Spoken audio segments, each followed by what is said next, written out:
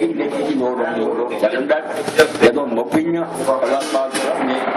नेकियां तेरियां मुक्कियां होने ना ते गुनाह चुक के तेरे सिर को तू भुगतेंगा तब तेरी ये सब बंदियां का ना मार के मरे दादा गुवादा काटा आवे तो खुदा रही लोगों ने पूछा यार तूला तेरा शहीद हो जाए आपने क्या होते सब गुनाह माफ जनवरी क्या तीसरी बारी आपने क्या इल्लत लैन ये बंदियां का कर्जा देना वो नहीं माफ आवे शहीद हो के मरे मैं क्या हुणे जिब्रील ने आके मैनू आख्या ते क्यों कही जांदे सारा गुनाह माफ तुसीं रोज कहो ये कहो बंदियां का देना तो नहीं बंदियां का भाई माफ होना इत्थों तक शहीद हो गया ओदी भी जान पहला जिन्ना चर बैतुल माल की गुंजाइश नहीं उन्ना चर रसूल करीम सलाम जनाजे पे पुछदे कर्जा नहीं छक मरे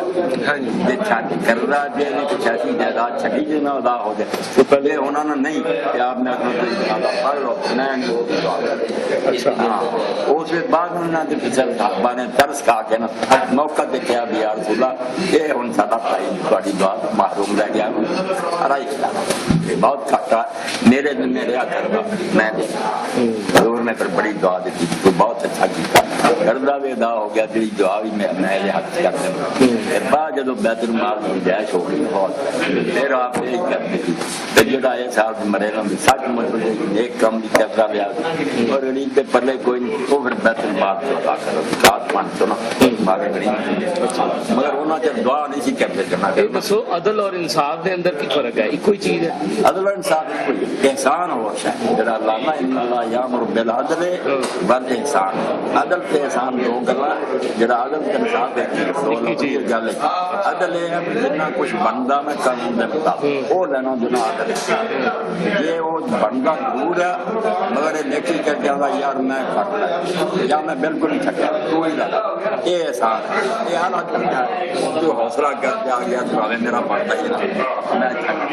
अदल तेरा सवाल करना मगर एहसान हो वाला अच्छा अलामा साहब कुछ साढ़े दोस्त ने उन्हों का कारोबार सूदी है अच्छा वो जो इकट्ठे होईदा बाज़ औकात इस तरह होंदा है कि वो मतलब कह लो भी कि कोई चीज़ सानू खिला पिला देंदे ने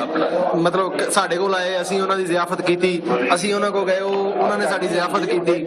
अच्छा वो हुण मतलब कह लो भी कि ओहदे च मतलब ओहदे च की हुण करिए यानी कि एडे परेशान ना एडा छानबीन कर लगी है ना दुकाना तो सौदा लै सकने दे दुकानदार भी कहीं की आमदनी कहना खरीद के लिया वो जायज ही नहीं मिलती है कभी कितना खरीद रौला